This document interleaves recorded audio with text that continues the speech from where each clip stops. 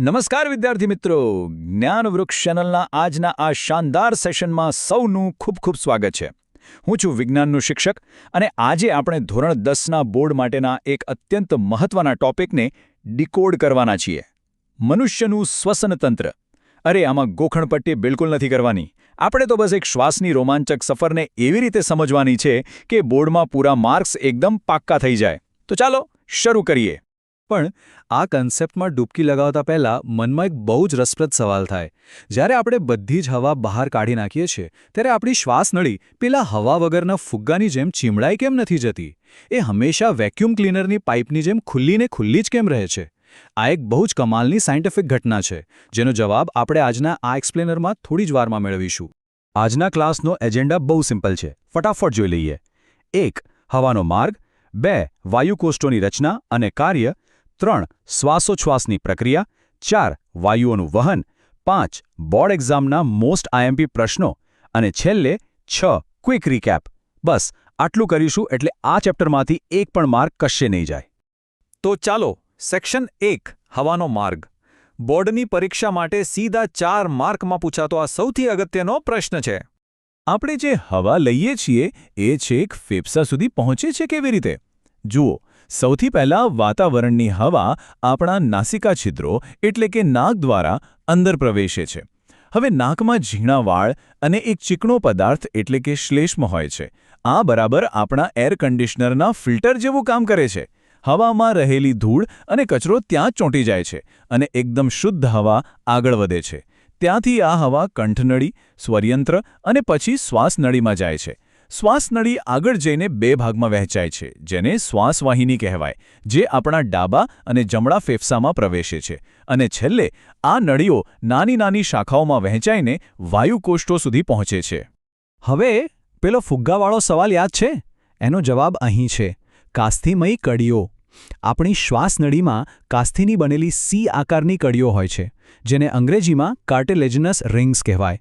આ કડીઓનું કામ જ એ છે કે જ્યારે શ્વાસનળીમાં બિલકુલ હવા ન હોય ત્યારે પણ તેને સંકોચાઈ જવા દેતી નથી. તે હવાનો માર્ગ કાયમ ખુલ્લો રાખે છે. છે ને એકદમ જોરદાર રચના? અને હા, એક શિક્ષક તરીકે મારી ખાસ સલાહ છે: જ્યારે પણ બોર્ડની પરીક્ષામાં 4 માર્કનો પ્રશ્ન પૂછાય ને, ત્યારે મનુષ્યના શ્વસનતંત્રની નામ નિર્દેશનવાળી આકૃતિ દોરવી એકદમ ફરજિયાત છે. ખાલી લખાણ લખશો તો પૂરા માર્ક્સ નહીં મળે. પાઠ્યપુસ્તકમાંથી આકૃતિ દોરવાની 2-3 વાર પ્રેક્ટિસ અત્યારથી જ કરી લેવાની છે. આગળ વધીએ સેક્શન 2 તરફ: વાયુકોષ્ઠોની રચના અને કાર્ય. પરીક્ષામાં આ વારંવાર 2 માર્કમાં પૂછાતો ટોપિક છે. તો આ વાયુકોષ્ઠો શું છે? એ શ્વાસવાહિકાઓના છેડે આવેલી એકદમ પાતળી દિવાલવાળી ફુગ્ગા જેવી રચનાઓ છે, બરાબર, દ્રાક્ષના ઝુમખા જેવી. અને આ ફુગ્ગાની સપાટી પર લોહીની નળીઓ એટલે કે રુધિરકેશિકાઓનું બહુ મોટું જાળું છવાયેલું હોય છે. અસલી ગેમ અહીં જ રમાય છે. શરીર માટે જરૂરી ઓક્સિજન અહીં લોહીમાં ભળે છે અને નકામો કાર્બન ડાયોક્સાઇડ લોહીમાંથી બહાર ફેંકાય છે, જેને આપણે સાયન્સમાં વાત વિનિમય કહીએ છીએ. જાણીને નવાઈ લાગશે, 80 ચોરસ મીટર. હા, જો આપણા ફેફસામાં રહેલા આ નાના નાના વાયુકોષ્ઠોની સપાટીને ખોલીને એકદમ સીધી કરવામાં આવે ને, તો તે લગભગ 80 ચોરસ મીટર જેટલો વિસ્તાર ઢાંકી શકે. એટલે કે એક આખા ટેનિસ કોર્ટના અડધા ભાગ જેટલી જગ્યા.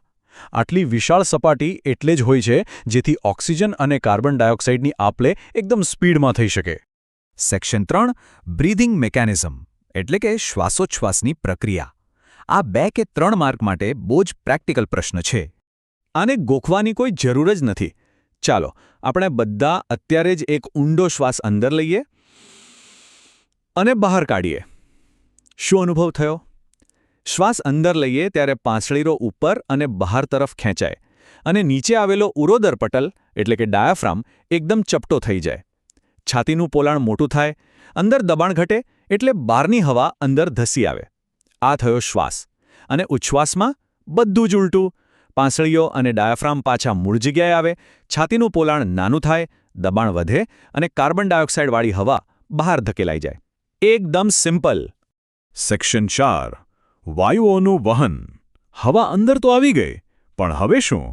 આ 2 માર્ક માટે બહુ જ મહત્વનો ટોપિક છે. જુઓ, આપણું શરીર ખૂબ જ મોટું છે. માત્ર પ્રસરણથી માથાથી લઈને પગ સુધી ઓક્સિજન પહોંચાડવો શક્ય નથી. એટલે આપણને એક ડિલિવરી ટ્રકની જરૂર પડે. ઓક્સિજનનું વહન કરવા માટે આપણા લાલ રક્તકણોમાં હિમોગ્લોબિન નામનું શ્વસનરંજક દ્રવ્ય હોય છે. આ હિમોગ્લોબિન ઓક્સિજનને પકડીને આખા શરીરમાં પહોંચાડે છે. જ્યારે બીજી બાજુ કાર્બન ડાયોક્સાઇડ પાણીમાં ખૂબ જ દ્રાવ્ય છે. એને કોઈ ટ્રકની જરૂર નથી પડતી. તે મોટાભાગે આપણા લોહીના રુધિરરસમાં એટલે કે બ્લડ પ્લાઝમામાં ઓગળીને જ ફેફસા સુધી પાછો આવે છે. Section 5 board exam IMP. હવે સમય છે એકદમ એલર્ટ થઈ જવાનો, કારણ કે હવે 1 માર્કના હેતુલક્ષી પ્રશ્નોનું રેપિડ ફાયર સેશન થશે. ચાલો ફટાફટ જોઈએ, શ્વાસનળીમાં હવા ન હોય તો પણ તે શાના કારણે ખુલ્લી રહે છે? કાસ્થિમય કડીઓને કારણે. મનુષ્યમાં શ્વસનરંજક દ્રવ્ય કયું છે? હેમોગ્લોબિન. ફેફસામાં વાત વિનિમય ક્યાં થાય છે? વાયુકોષ્ઠોમાં. નાકમાં શ્લેષ્મનું કાર્ય શું? ધૂળ અને કચરાને ગાળવાનું. અને ઉચ્છ્વાસ વખતે ઉરોદર પટલ કેવો બને છે? ઘુમ્મટ આકારનો. બસ આ 5 પોઈન્ટ્સ મગજમાં કાયમ માટે લોક કરી દેવાના છે. Section 6 quick recap. હવે છેલ્લી મિનિટમાં આખા શ્વસનતંત્રને એક જ વાર્તામાં ફટાફટ રીકેપ કરી લઈએ. એક શ્વાસની મુસાફરી કેવી હોય છે? હવા નાસિકા માર્ગમાં પ્રવેશે અને શ્લેષ્મથી ફિલ્ટર થાય. પછી એ શુદ્ધ હવા કાસ્થિમય કડીઓથી ખુલ્લી રહેલી શ્વાસનનળીમાં નીચે ઉતરે. ઉરોદર પટલ ચપટો થાય, છાતી ફૂલે અને હવા ફેફસામાં ભરાય. અને છેલ્લે 80 ચોરસ મીટરના વિશાળ વાયુકોષ્ઠોમાં ઓક્સિજન હિમોગ્લોબિન સાથે જોડાય અને કાર્બન ડાયોક્સાઇડ બહાર ફેંકાય. છે ને એકદમ સરળ? વિદ્યાર્થી મિત્રો, બોર્ડની પરીક્ષામાં સફળતા ગોખવાથી નહીં પણ કન્સેપ્ટને ઊંડાણપૂર્વક સમજવાથી મળે છે. આજના આ કન્સેપ્ટ પર પકડ જમાવી લીધી એટલે 4 માર્ક સીધા ખિસ્સામાં. જો આજનું આ સેશન ઉપયોગી લાગ્યો હોય તો લાઇક બટન ચોક્કસ દબાવજો.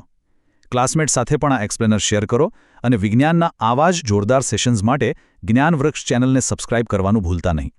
કોઈ પણ ડાઉટ હોય તો નીચે કોમેન્ટમાં પૂછો, હું ચોક્કસ જવાબ આપીશ. આવનારી એક્ઝામ્સ માટે all the best. Keep learning.